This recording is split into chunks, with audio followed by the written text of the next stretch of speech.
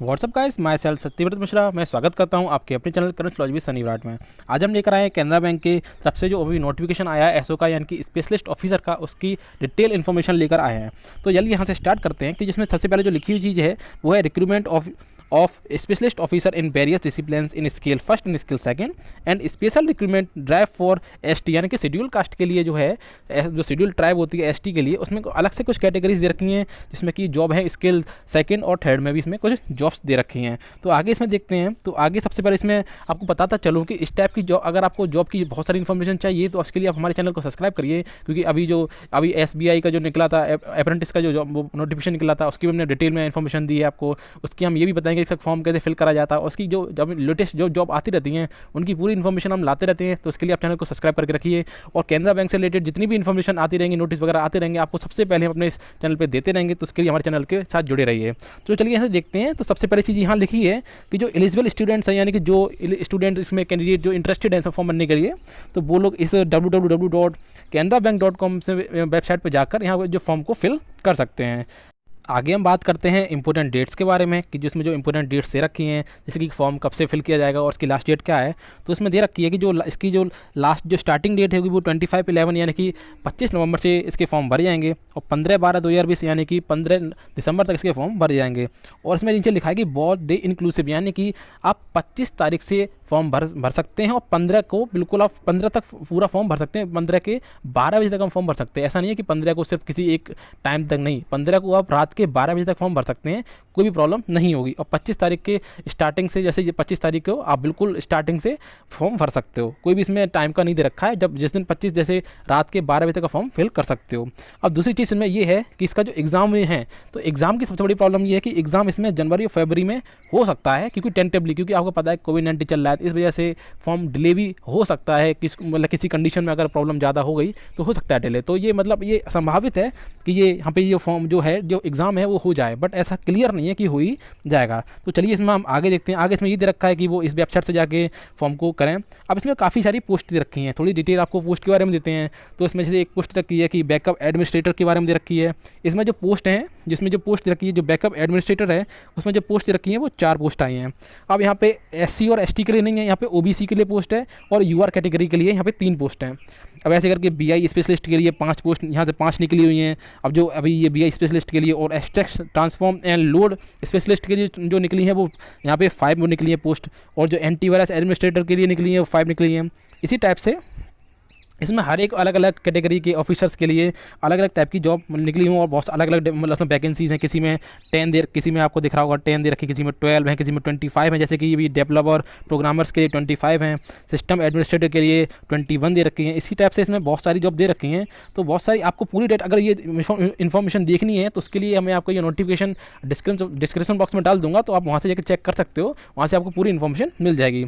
अब जैसे कि यहाँ पर ये दे रखी है, इसकी साथ ही साथ में यहाँ पे एज भी दे रखी है कि इसमें जैसे कि आपकी, जैसे आप ये सबसे पहला वाला आप देखिए बैकअप एडमिनिस्ट्रेटर है, तो इसमें आपको पोस्ट तो 5 दे रखी है और साथ ही साथ में जो एज लिखी है, जो एज है वो आपकी 1/10/2020 को, मतलब 20 साल हो रही हो, या तो आपकी 20 साल हो, मतलब यहाँ तक आपकी 20 साल हो चुकी हो रही हो, या फिर आपकी मैक्सिमम 30 साल। मैक्सिमम 30 साल उनके लिए है जो यूआर कैटेगरी के हैं, बट जो रिजर्वेशन मिलता है, जैसे कि एससी एसटी और ओबीसी के लिए थोड़ा रिजर्वेशन भी होता है, तो उनको रिजर्वेशन भी पूरा मिलेगा। ये स्टार इसलिए लगा हुआ है कि 30 साल ये जनरल कैटेगरी के लिए है, और बाकी जो कैटेगरी आती हैं उन कैटेगरी के लिए तो रिलैक्सेशन जो मिलता है वो पूरा रिलैक्सेशन आपको मिलेगा, उसमें कोई भी घबराने की जरूरत नहीं है। तो चलिए अपना अगला देखते हैं। इसमें आगे क्या दे रखा है, ये एज दे रखी है, किसी में 22 से 25 है, मतलब डिफरेंट पोस्ट के अकॉर्डिंग इसमें डिफरेंट एज ग्रुप दे रखी है। किसी में 20, कहीं यहाँ 20 से स्टार्ट, जैसे कि यहाँ पे दिख रहा होगा आपको, यहाँ पे 20 से स्टार्ट है, बट आप यहाँ से नीचे वाली पोस्ट देखेंगे तो यहाँ पे 22 से स्टार्ट हो रहा है। तो यहाँ से कहीं पे 22 से 30, यहाँ 30, यहाँ इसकी जो लास्ट डेट जो लास्ट है वो 30 है, बट यहाँ पर आप देख रहे होगे यहाँ पे 35 है। तो वो डिफरेंट पोस्ट के अकॉर्डिंग डिफरेंट उसमें एज दे रखी है। आगे देखते हैं। अब जैसे कि आपको बताया था कि इसमें जो एसटी है, शेड्यूल ट्राइब है, उसके लिए अलग से कुछ पोस्टें जैसे निकली हैं, जैसे कि वो मैनेजर की पोस्ट रखी है, जिसमें कि नंबर ऑफ जो एज है वो एज है 22 से 35, और ये है 22 से 25 से 38 तक रखी हैं। और जो टोटल नंबर पोस्ट हैं जिसमें मैनेजर वाले में वो 13 है, और जो सीनियर मैनेजर है उसकी जो पोस्ट है वो 1 पोस्ट दे रखी हैं। और यहाँ जो रिलैक्सेशन जो है वो रिलैक्सेशन उसमें नंबर जो लगता है वो तो आपको पता ही है कि एससी और एसटी के लिए जो रिजर्वेशन होता है वो तो होगा ही इसमें। अब चलिए इसमें आगे देखते हैं। आगे इसमें क्या इन्फॉर्मेशन दे रखी है, ये यहाँ पर ये बता बता रखा है कि जीडी का मतलब क्या है, ग्रुप डिस्कशन है, जेएमजीएस का क्या मतलब है, एमएसजीएस का क्या मतलब है, यहाँ पे एससी का क्या मतलब है, यहाँ से जो एब्रीवेशन है यानी कि इसका मतलब ये होता है कि शॉर्ट फॉर्म जो दे रखी है उनकी फुल फॉर्म आपको बता रखी है कि इनकी क्या फुल फॉर्म है, तो यहाँ से ये डिटेल दे रखी है। अब बात आती है एलिजिबिलिटी की, तो क्या एलिजिबिलिटी है, किस पोस्ट के लिए क्या एलिजिबिलिटी है, थोड़ा सा आपको यहाँ से बता के चलते हैं। जैसे कि आप यहाँ से देखिए थोड़ा सा, यहाँ से जैसे एलिजिबिलिटी पोस्ट बैकअप एडमिनिस्ट्रेटर है, तो इसके लिए जो आपकी एजुकेशन होनी चाहिए, या तो बीई आपने कर रखा हो, या फिर आपने बीटेक कर रखा हो, या आपने एमई कर रखा हो, या फिर आपने एमटेक कंप्यूटर में कंप्यूटर से एमटेक कर रखा हो, या फिर आपके पास कंप्यूटर हो, टेक्नोलॉजी हो, इस टाइप के डिप्लोमा वगैरह हो आपके पास, तो आप ये आपकी एलिजिबिलिटी है। हर एक पोस्ट के लिए अलग अलग एलिजिबिलिटी है। और साथ ही साथ इसमें यहाँ पे ये पूछा है कि पोस्ट क्वालिफिकेशन क्या होना चाहिए। तो जैसे कि ये है कि अगर आपके पास एक्सपीरियंस है ऑलरेडी जिस आप जॉब के लिए, जैसे कि आप मान लो बैकअप एडमिनिस्ट्रेटर के लिए आपने यहाँ 4 वैकेंसी दे रखी है, आपने इसके लिए फॉर्म फिल किया इसी जॉब के लिए, इसी वाली जॉब के लिए, तो आपके पास अगर पहले से कुछ एक्सपीरियंस है इस जॉब में तो आपको प्रेफरेंस दी जाएगी। क्यों दी जाएगी कि इसमें इसके बारे में क्या है कि इसमें एक टेस्ट, अभी क्या है कि इसमें ये ऐसा भी हो सकता है कि टेस्ट ना भी हो। अगर जैसे मान लो इसमें एक ये रूल दे रखा है कि अगर नंबर ऑफ स्टूडेंट्स जिन्होंने फॉर्म फिल किया है वो कम अमाउंट में हुए, तो ये जो ऑनलाइन टेस्ट होगा वो फॉर्म होगा ही नहीं, वो टेस्ट होगा ही नहीं। जब वो टेस्ट होगा ही नहीं तो फिर क्या होगा, इनको जैसे 10,000 फॉर्म पड़े हैं, तो 10,000 फॉर्म पड़े हैं, उनमें से मान लो अगर ज़रूरत है इनको 2,000 की, तो 2,000 को शॉर्ट लिस्ट कर लेंगे, उन 2,000 को ये जीडी के लिए और उसमें इंटरव्यू वगैरह के लिए बुला लेंगे, और बाकी कोई ऑनलाइन टेस्ट नहीं भी कराएंगे। तो ऐसा भी हो सकता है। तो उस केस में क्या होगा कि ये जिसके पास एक्सपीरियंस होगा ये उनको प्रेफरेंस देंगे और उनको आगे के लिए प्रमोट कर देंगे।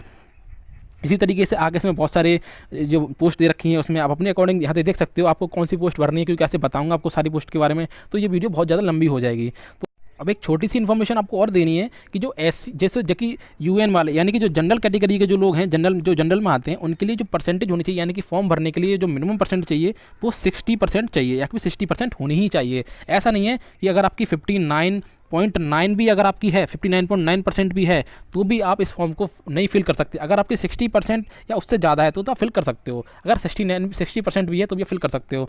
और बाकी जो SC और ST के SC ST PWD के जो लोग हैं उनके लिए जो है उसके लिए वो है 50%, यानी कि अगर आपकी 50% है तो आप इसके लिए फॉर्म फिल कर सकते हो। अगर आपकी परसेंटेज 49 यहाँ से देखिए, अगर आपकी परसेंटेज 49.9 भी है तो भी आप इसके लिए फॉर्म फिल नहीं कर सकते जो SC ST वाले हैं, क्योंकि ये आपको 50% मिनिमम 50% होनी चाहिए। और जनरल और OBC के लिए कम से कम 60% होनी ही चाहिए। इससे कम होने पर आपको फॉर्म फिल करने के लिए नहीं मिलेगा।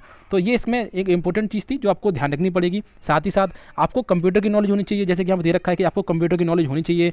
इसमें आपको 6 मंथ, जैसे कि ये दे रखा है कि देखो यहाँ operating and computer working knowledge in computer system shall be an essential qualification which a candidate must either possess or acquire within 6 month from the date of joining the bank. यानी कि अगर आपने जैसे bank में आपकी job लग गई तो बैंक में जॉब लगने के आपको मतलब नॉलेज आपको नहीं है कंप्यूटर की नॉलेज, तो उस समय आपको क्या करना है कि 6 महीने के अंदर जिस दिन आपकी जॉब लगी उससे 6 महीने के अंदर आपको क्या करना है, विद इन का मतलब होता है इसके अंदर, इस टाइम पीरियड के अंदर। तो इस टाइम पीरियड के अंदर है आपको क्या करना है, इस जो कंप्यूटर्स को आपको सीख लेना है। और एक और चीज़ इसमें कि नॉलेज ऑफ हिंदी, यानी कि आपको हिंदी की नॉलेज होनी ही चाहिए। अगर आप जैसे कैनरा बैंक में काम करोगे, इंडिया में काम करोगे, तो उसमें आपको हिंदी की नॉलेज होनी ही चाहिए। तो ये हिंदी की नॉलेज इसमें मस्ट है, ये इसमें दे रखा है।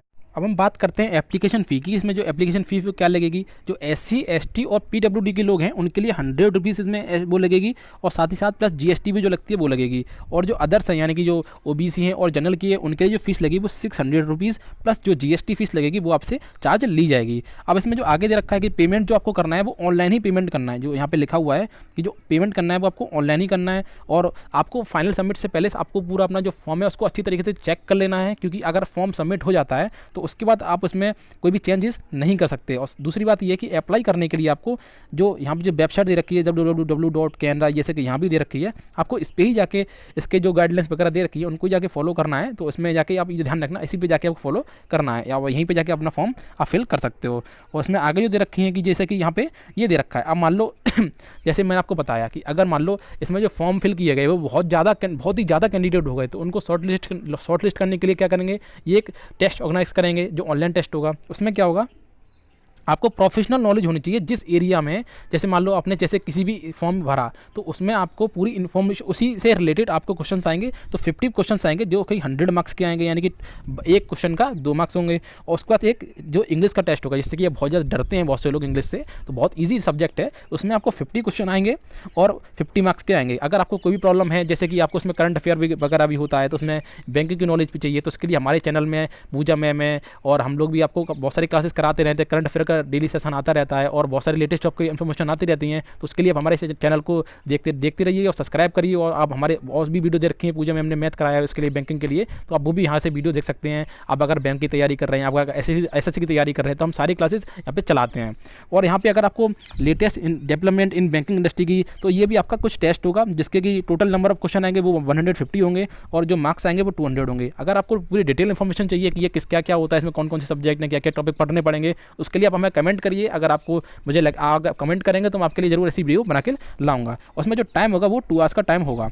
अब बात करते हैं इसमें आपकी नेगेटिव मार्किंग भी होगी, यानी कि अगर आप एक क्वेश्चन गलत करते हो तो 0.25 मार्क्स आपके मतलब डिड्यूस कर दिए जाएंगे। कि आपका टेस्ट होगा तो कितने % मार्क्स आने चाहिए, तो आपका जब टेस्ट होगा तो टेस्ट में 50% मार्क्स आपके यहाँ से टेस्ट से लिए। अगर मान लो इन केस अगर आप बहुत ज़्यादा नंबर ऑफ कैंडिडेट ज़्यादा हो जाते हैं तो फिर यहाँ पे 50% आपके टेस्ट से, 30% आपके मार्क्स इंटरव्यू से और 20% आपके मार्क्स जीडी से लिए जाएंगे और उसमें जाके आपको 100% बन जाएगा। और या फिर मान लो शॉर्ट लिस्टेड होते हैं तो फिर टेस्ट, अगर मैंने बोला कि अगर नंबर ऑफ स्टूडेंट कम होते हैं तो टेस्ट होगा नहीं, और टेस्ट नहीं होगा तो इंटरव्यू से 60% मार्क्स और आपका जो जीडी होगा उसमें आपको 40% मार्क्स से लेके आपको क्या करा जाएगा, इसमें 100% मार्क्स बन जाएंगे। उससे ही आपकी जो मेरिट बनेगी वो बन जाएगी। और साथ ही साथ इसमें आपको सेक्शनल भी, इसमें आपको ऐसा नहीं है, अगर आप मान लो किसी एक जो सब्जेक्ट है, पहला सब्जेक्ट होगा उसमें भी आपको मिनिमम मार्क्स लाने हैं और साथ ही साथ आपको वो भी उसकी भी आपको मतलब जो मेरिट होगी भी क्लियर करनी है और साथ ही साथ ओवरऑल भी आपको मेरिट वहाँ पे क्लियर करनी पड़ेगी। जो कट ऑफ आएगी उसको भी आपको पार करना पड़ेगा, यानी सेक्शनल भी और ओवरऑल भी, दोनों को आपको कट ऑफ को पार करना है। तो ये छोटी सी इन्फॉर्मेशन थी जो इसके बारे में थी, वो आपको मैंने पूरी बता दी है। इस टाइप की लेटेस्ट इन्फॉर्मेशन मैं आपको लाता रहता हूँ, उसके लिए आप चैनल को सब्सक्राइब करते रहिए। Thank you so much.